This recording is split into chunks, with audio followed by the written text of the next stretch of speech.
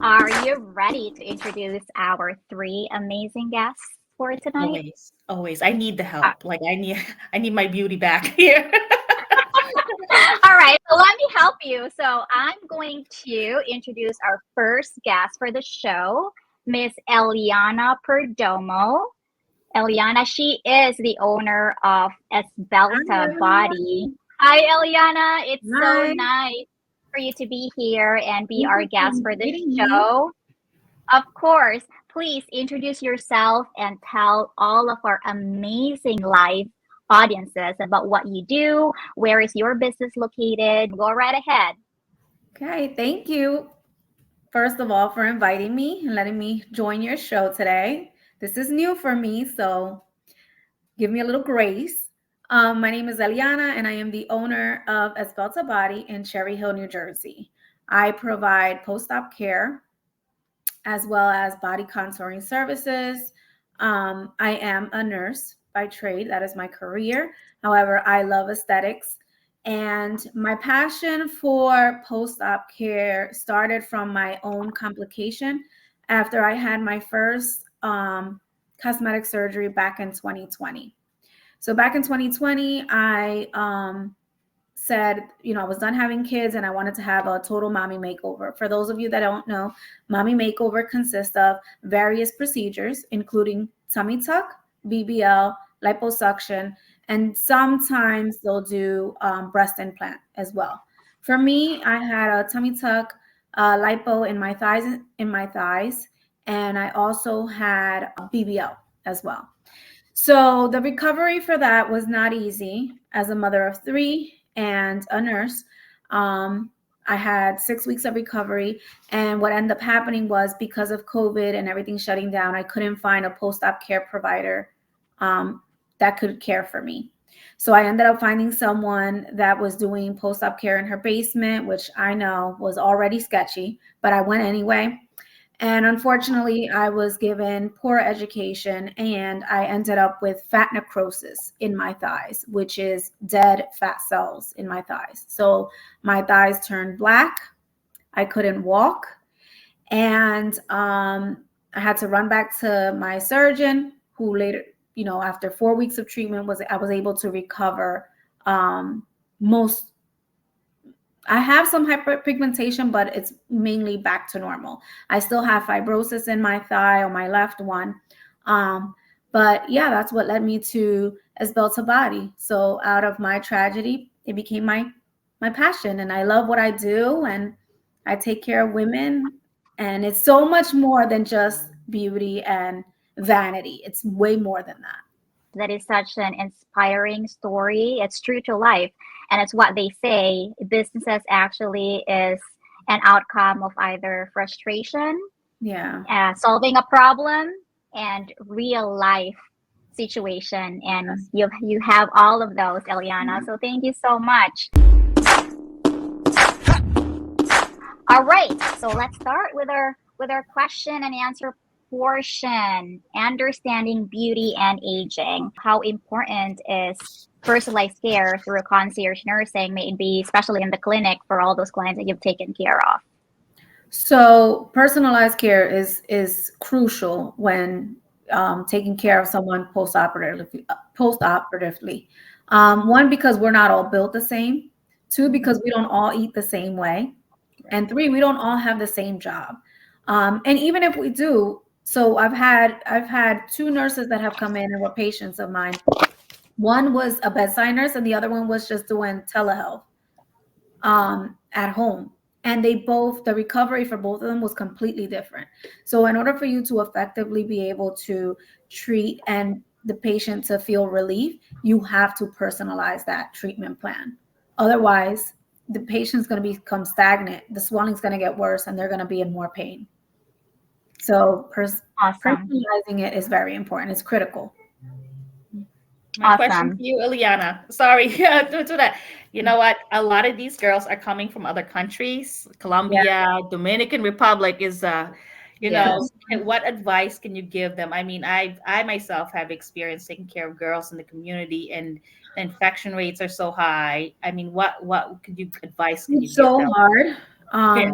because again, I've had a client that came from the Dominican Republic, and I'm Dominican myself, and they'll come to me and they'll come to me with ointments from there, and they'll come to me with, you know, completely different garments from there, and these odd looking, I guess, gauze from there that I'm not used to working with. So what I tell them is I am used to working with products that I have done personal research on. If I don't know what that ointment contains, I cannot use it on you because I don't know what it is. And who's, if you have a reaction, how am I going to know? Oh, you're having, and they'll tell me like, oh well, they've been using this on me over there, and that's fine. But when you're under my care, we have to, the plan that I come up with you is what we need to follow. It's the right way for continuity of care to be able to provide you with the best care possible. We need to follow the treatment plan that I formulate for you.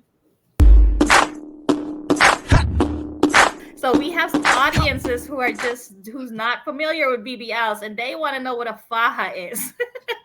Do you want to know, is that something women wear after birth, or is this something, do you want to know what it is about? So Eliana, you can actually add on to that. Yeah, the faja is a garment that's worn. Some women do wear it after having a baby, just to retract a little bit of that skin, so you won't have as much loose skin. But the faja is a garment that you wear post-op, and it's to try to help you with the swelling when it's a traumatic experience to have surgery. So a lot of swelling starts to build up, and a lot of fluid. So in order for it to reduce that or help minimize it, the garment has to stay on for about 23 hours a day for the first 12 weeks. They recommend 12 weeks, sometimes longer, depends how you're healing. And then you wean off after that, because there is such a thing as rebound swelling, they call it. Mm-hmm. So that's what the garment is. It's basically a torture device. So Celeste, thank you for the question. Thank you guys for being so interactive here today. I mean, Shonda, awesome. So they're asking me where they should get a faja, but I mean, I guess we call it here I don't know what it's called here, like a spandex kind of material. Garment. Yeah. So they're asking where they can find one. I think maybe if you guys want to talk about like how it goes down in size, So for someone that's never had surgery, I would recommend Amazon. You can go on Amazon. You can type in the word faja, FAJA, and a bunch will pop up. And that's a good place to start. Skims has a lot nice compression garments. Nothing like a real faja, but it does bring you in a little bit. In the waist, it cinches you in a little bit. That's a good way to start. If you're having surgery, that's completely different, because it has to be customized to your body. If you had a BBL, you do not want to put any type of pressure or compression on that area because of the fat grafting. So if you had a BBL, that has to be customly made to you.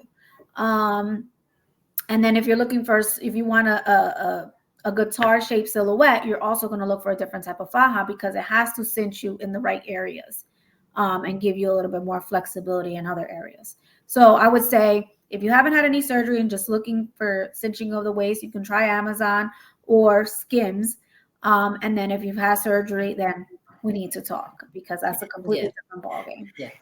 They want to know if it's similar to a binder, if the faja. I hate binders. There are worse nightmares. Yeah, they're not. No. If you have surgery, you want to stay away from binders. You really do. And waist trainer is a good way to start. Yes.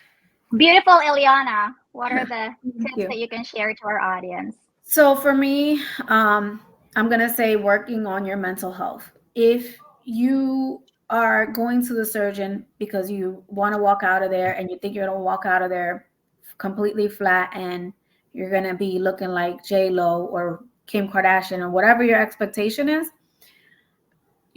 you need to have a conversation with someone, because the mental health that's very important, and we don't talk about it enough in the cosmetic world, in the aesthetic world. We don't talk about that enough, and body dysmorphia is a real thing. And it doesn't matter how many times you go under the knife. If your expectation is not reality, it's never going to work. You're never going to feel better. You're never going to look better. You're never, and nothing's going to change until your mindset doesn't change. So I would say work on your mental health, which can include, going back to Cookie's tip, is exercise and dieting and hydration, of course. Yep. And I just wanted to take this opportunity to thank everybody, as what Nikki says. It's such an amazing show.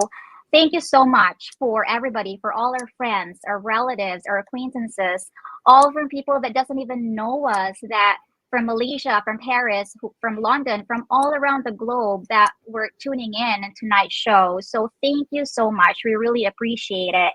And I just wanted to close this show. Thank you. Maraming salamat. But I wanted to, give you guys a quote. And I wrote it down because I don't want to forget about it or butcher it. This is a quote from my late dad.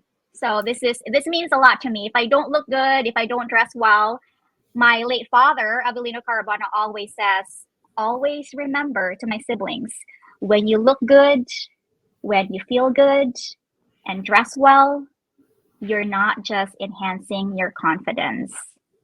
You're also elevating your market value. That's a quote from my dad.